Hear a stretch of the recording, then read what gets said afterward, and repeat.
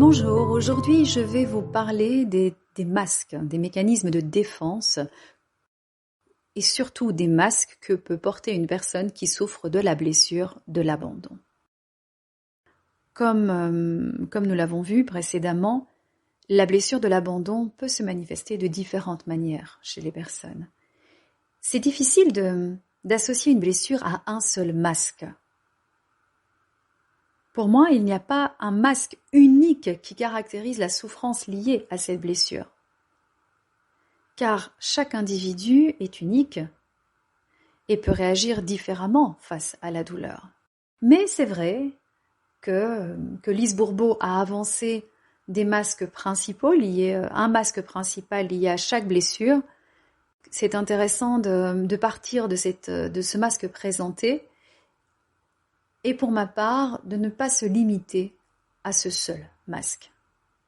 Parce qu'on pourrait passer à côté d'une blessure, justement. La personnalité est tellement complexe, l'ego a tellement de manières de procéder, de contourner la problématique, ou en tout cas la solution de la problématique, pour nous obliger à rester dans notre zone de confort, puisque l'ego veut nous protéger, que parfois d'un masque, on passe à un autre masque, et pourtant c'est toujours la même blessure qui est derrière et qui nous fait souffrir. Alors, je vais peut-être commencer par le premier masque auquel on pense quand on aborde la blessure de l'abandon, c'est le masque du dépendant.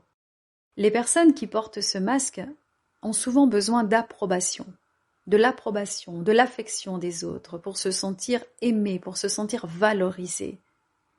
Et elles peuvent, je dis elles peuvent, donc je n'en fais pas une généralité, elles peuvent avoir du mal à se débrouiller seules, car elles recherchent constamment la présence de quelqu'un.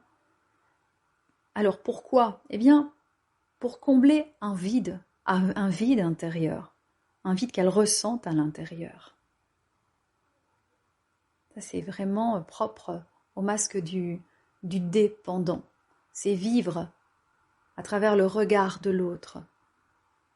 Se sentir exister à travers le regard de l'autre. Le deuxième masque, peut être étonnant, c'est celui de l'indépendant. Alors, pourquoi penser à ce masque pour la blessure de l'abandon ?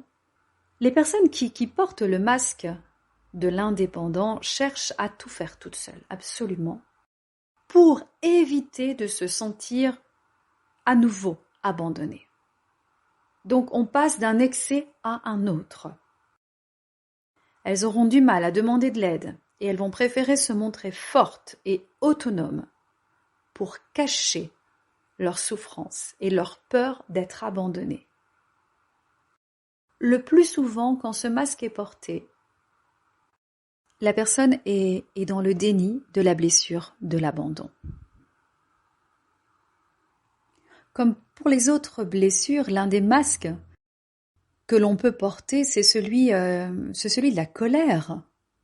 La colère, c'est une émotion pour poser nos limites. Et par ce masque, on exprime notre douleur et notre peur. Alors dans ce cas, dans le cas de la blessure d'abandon, ça va être la peur d'être abandonné. Et on va l'exprimer comment ? Eh bien par de l'agressivité et même de la critique envers les autres. Ces personnes qui portent le masque de la colère, eh bien, vont être perçues comme étant hostiles, comme étant des caractères difficiles. Mais en réalité, elles cherchent encore à se protéger d'une nouvelle souffrance. Je pourrais parler d'autres masques dont on a déjà parlé précédemment, parce que la blessure de l'abandon se manifeste de différentes manières et chaque personne peut avoir un masque différent pour cacher sa douleur. Bon, le plus souvent, ce sera quand même le masque de dépendant, et par ce masque, on peut se couper de nos propres besoins et de nos propres émotions pour correspondre à ce que l'autre attend de nous, et ainsi ne pas être abandonné. Voilà, prenez compte quand même de tous ces masques possibles pour mieux reconnaître votre souffrance et surtout aider les personnes qui souffrent aussi de la blessure d'abandon et d'autres blessures aussi. Merci, on se retrouve prochainement pour un autre podcast dans lequel j'aborderai l'hypersensibilité chez les personnes qui souffrent de la blessure de l'abandon. À bientôt, merci.